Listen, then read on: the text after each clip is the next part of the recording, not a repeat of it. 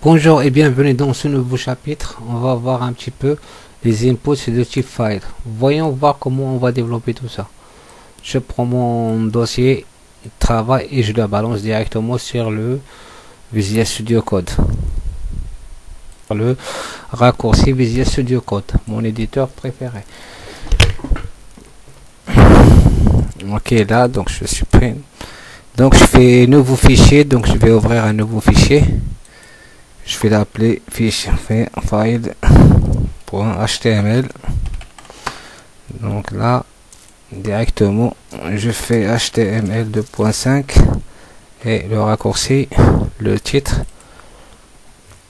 file, et dans le body je fais un h1. Voilà les fichiers ou les inputs des fichiers avec file. Donc là pour ouvrir une nouvelle, donc je fais une input de point file de type file, donc je suis juste F, donc il me le propose. Ouais, donc un fichier par défaut, donc il est toujours donc input, l'attribut type, le type c'est file, name et id. Donc voilà, et là juste avant je fais un label voilà pour par exemple avatar, c'est-à-dire entrez votre, choisissez ou entrez votre voiture, choisir votre photo de points, petit label, et je vais ok, on clique droite et open live server.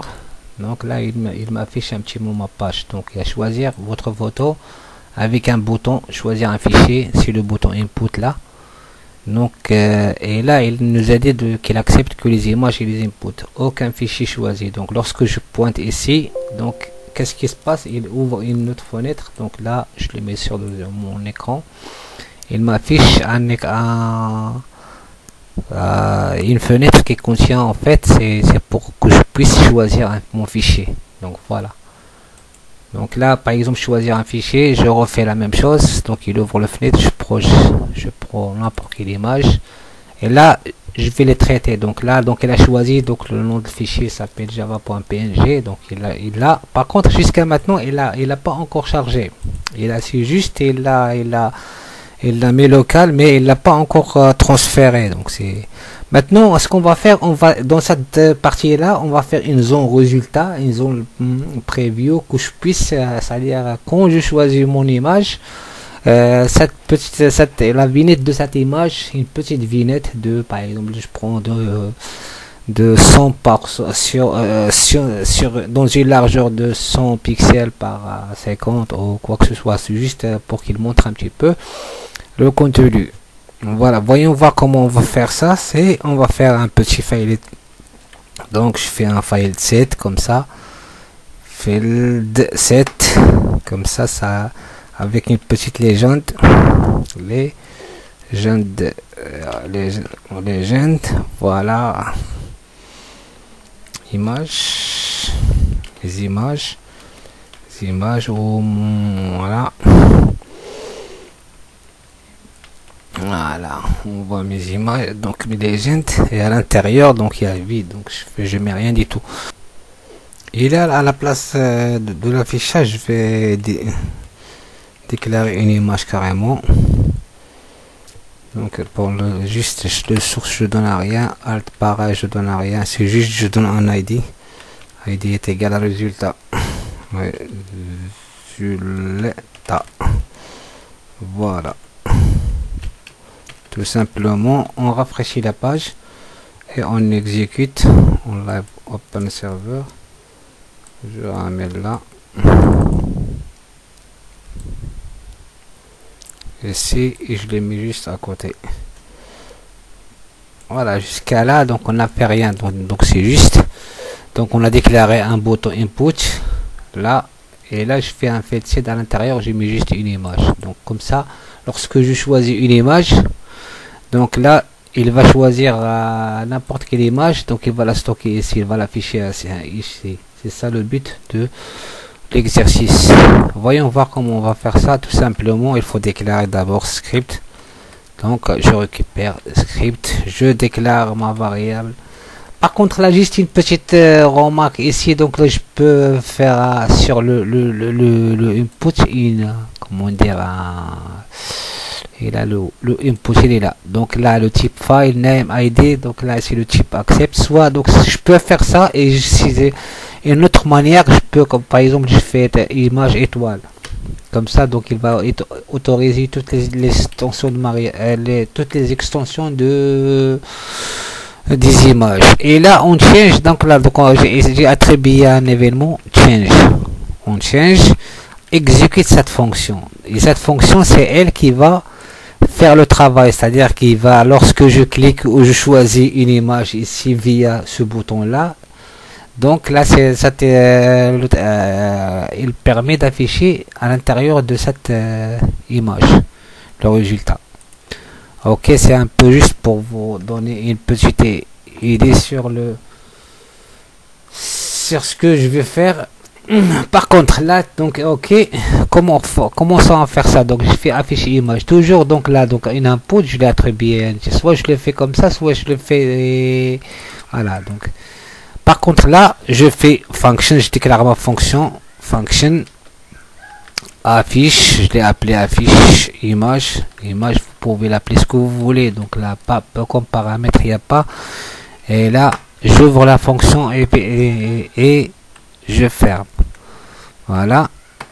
Maintenant qu'est-ce que je dois, donc là premièrement je dois récupérer l'input, donc l'input je sais très bien que donc je fais let c'est un fichier, donc faire le file est égal quoi, toujours le même assist documents.query selector au get. Si je connaissais, donc là si je connais le ID de l'input, je peux passer par le ID, par son ID, et si je connais pas, donc je peux aller par query selector, c'est à peu près la même chose. Donc on a vu déjà dans le deuxième, toujours presque dans tous les exercices là on a vu la query selector, query selector.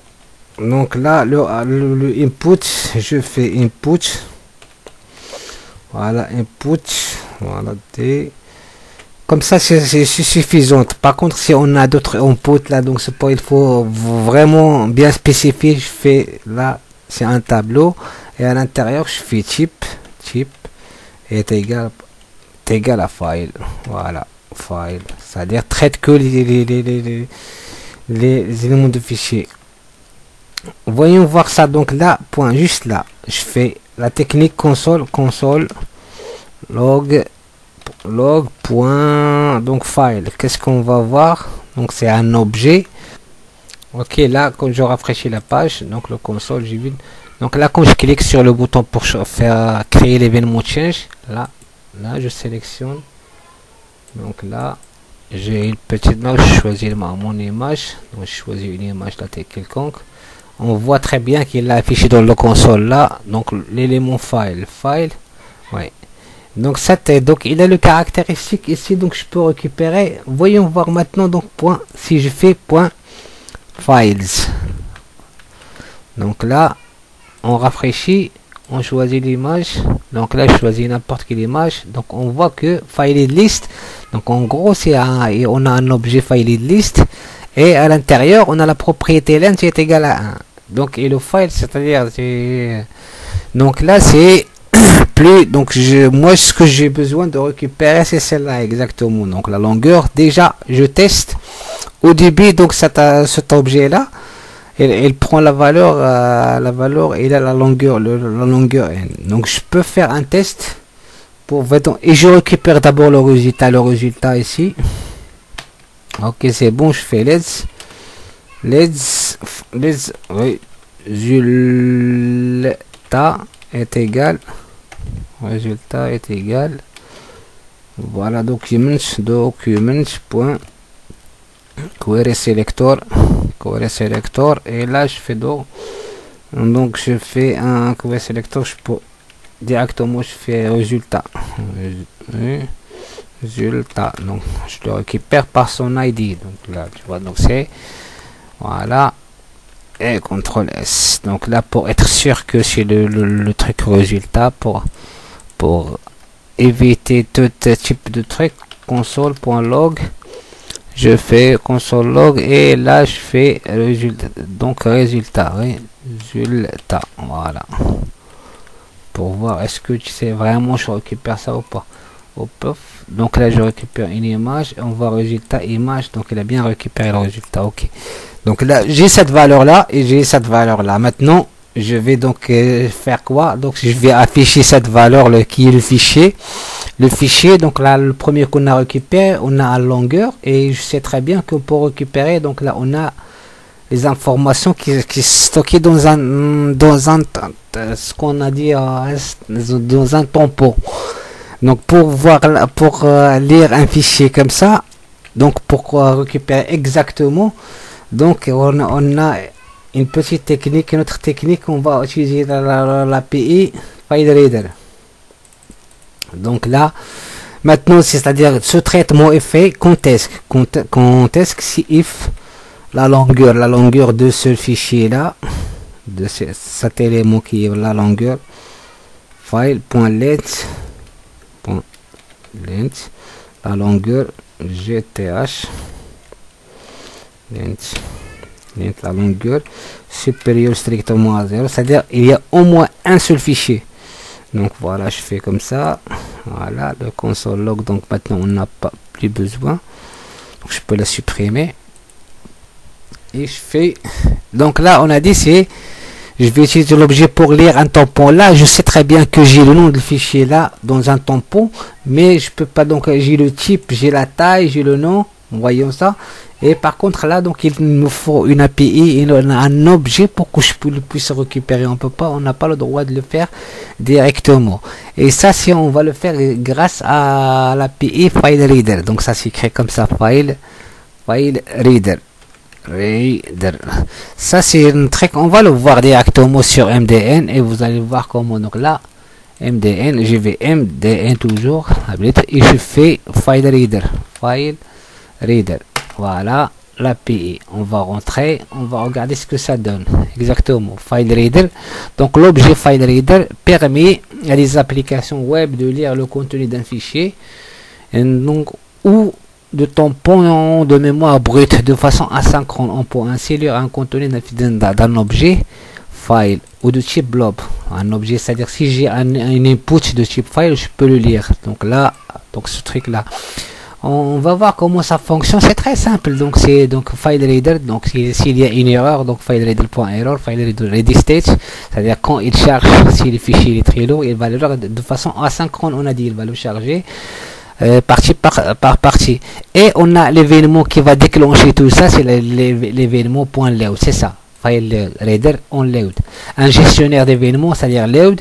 Cet événement est déclenché lorsque une fois l'opération menée est bien terminée. C'est-à-dire lorsque je commence à lire le fichier, quand il a terminé de charger le fichier, il va déclencher cette opération. Donc là, on peut l'attribuer à cette partie-là, et tout simplement. Donc là, on a compris maintenant l'objet, comment on va utiliser. Il suffit de le déclarer. Donc là, de cette manière, je fais let FileReader, enfin mon fichier FileReader, je vais lui appeler comme ça, est égal new, ça c'est un objet. Donc FileReader, c'est-à-dire dès que j'ai déclaré comme ça de cette manière, j'ai le droit de lui attribuer, on a dit un événement lorsqu'il termine, lorsqu'il charge. Donc il s'appelle FileReader. L'événement on load FileReader, voilà le même variable point. On applique la fonction on load, désolé, est égal function. Donc là, la façon de dire fonction est là, event, donc un événement, et là je peux, voilà, tout simplement. Qu'est-ce que je dois faire? Donc sur document point get element by id, je récupère by id le résultat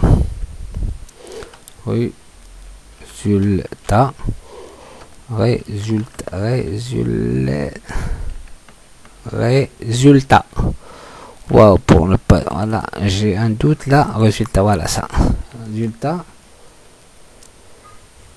point. Donc là, je vais lui faire un attribut, cet attribut, on a dit, voilà, donc, c'est-à-dire dans l'objet que je récupère, je lui attribue, ça veut dire ça dans cette partie-là, cette image-là. Donc il n'y a pas d'attribut source. Donc source qui contient le nom de fichier, il faut que je le rajoute. Donc j'utilise la méthode.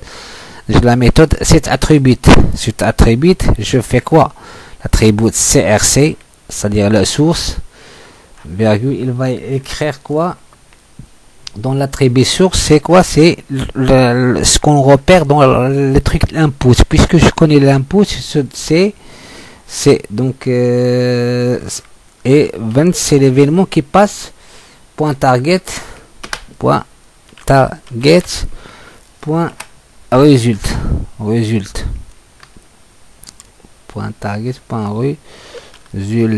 voilà.